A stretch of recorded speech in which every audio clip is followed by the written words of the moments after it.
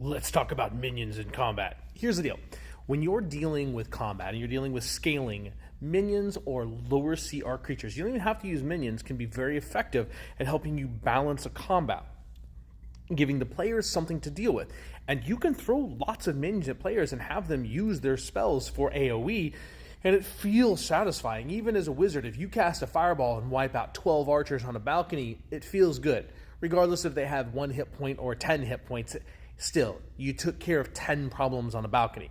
Because 10 archers, even at low level, shooting at your fighter, that can become a problem. When you roll 10d20, guess what? Some of them are going to hit. Even if your fighter has that ridiculous AC, natural 20 still hits when the DM rolls it also, and still does double damage most of the time, unless they're barbarian. But then they probably don't have as high of AC. Well, you get the drift. And the thing is when you start utilizing minions in groups, in Pathfinder they're called troops, as in they work as a unit. That can become something worth balancing, as in when you as a fighter are going up against them, if you don't have cleave, you're just taking out 1 minion at a time, where all of a sudden your 5 attacks are needed to take out 5 of these minions, otherwise they're going to overwhelm you.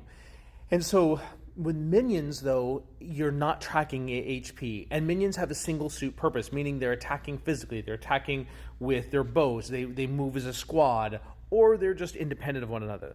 However, you don't want to complicate your fights with minions as far as additional initiatives, keep them bundled with the bad guys. You don't want to add complexities that you're having to manage as a dungeon master, but keep them together and show how they move through combat. Does it make combat last longer? Yes and no. When hit points aren't the equation and what that minion can do is in the equation, then most of the time your combat keeps moving relatively quickly. You then have to telegraph who's not the minion. This is incredibly important.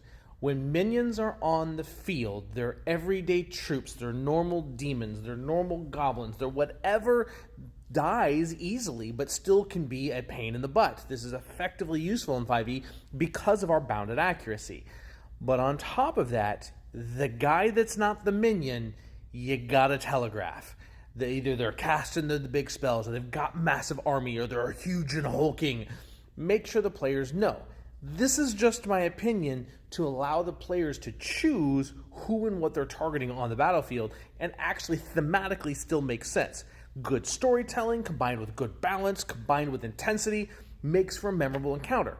That's what it's all about in the end. So as long as it's memorable, keep rolling with it.